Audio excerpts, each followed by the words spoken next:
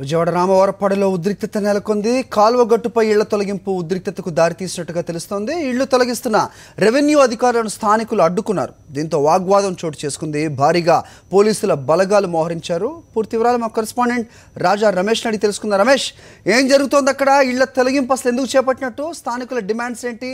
Revenue అధికారులు ఏం చెప్తున్నారు? అప్డేట్స్ ఏంటి?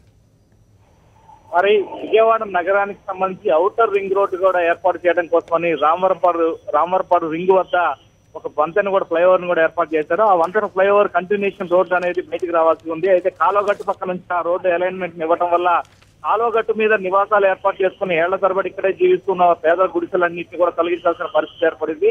అయితే ఏమాత్రం కూడా నోటీసులు ఇవ్వకుండా, ముందస్తు సమాచారం ఇవ్వకుండా పెద్ద ఎత్తున రెవెన్యూ, మున్సిపల్ అధికారులు అలాగే పోలీస్ బలగాలు కూడా భారీ సంఖ్యలో ఇక్కడికి చేరుకున్నాయి. వాటన్నిటిని కూడా ఒక్కసారిగా తొలగిస్తున్నాము, ఇంట్లో ఉన్న సామాన్లన్నీ కూడా బయటపడేసుకుని మొత్తం ఇల్లుని ఖాళీ చేయండి అన్నట్టు వాళ్ళందరూ కూడా ఆదేశాలు జారీ చేశారు. దీంతో అప్పటి వరకు కూడా ఉదయం వరకు కూడా సమాచారం తెలియని స్థానికులందరూ కూడా ఒక్కసారిగా విశ్రాంతికి గురయ్యారు. ఇదేంటి, కనీసం సమాచారం కూడా ఇవ్వకుండా ఒక్కసారిగా ఇల్లు తొలగించడానికి ఇంత పెద్ద ఎత్తున రావడం ఎంతవరకు సమంజసం అంటూ ఒకసారి ఆందోళనకు దిగారు. దీంతో అటు రెవెన్యూ, పోలీసు అధికారులకు ఇటు స్థానికులకు మధ్య తీవ్ర స్థాయిలో వాగ్వివాదం కూడా జరిగింది.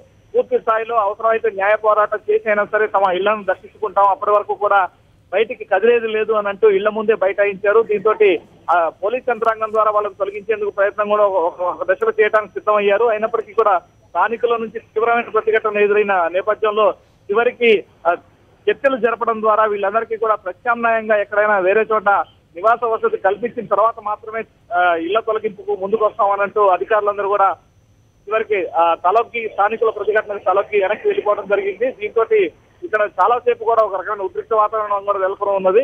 కేవలం పేదల ఇళ్లను, పేదల గుడిసెల్ని ఎవరైతే రెక్కాలతో డొక్కాడని నిరుపేదలు ఉన్నారో వాళ్ళ గుడిసెల్ని టార్గెట్ చేసుకుని వాళ్ళ గుడిసెల్లోనే సుందరీకరణ, కాల్వగట్ల సుందరీకరణ అంటూ, అలాగే ఏదైతే రింగ్ రోడ్డు నిర్మాణం అంటూ ఈ గుడిసెలను తొలగించడం అనేది ఎంతవరకు సమంజసం అంటూ ప్రజా సంఘాలు కూడా ఈ చర్యలను తీవ్ర స్థాయిలో ప్రతిఘటిస్తూ తీవ్ర స్థాయిలో నిరసన కూడా వ్యక్తం చేస్తున్నాయి. హరి, ఓకే.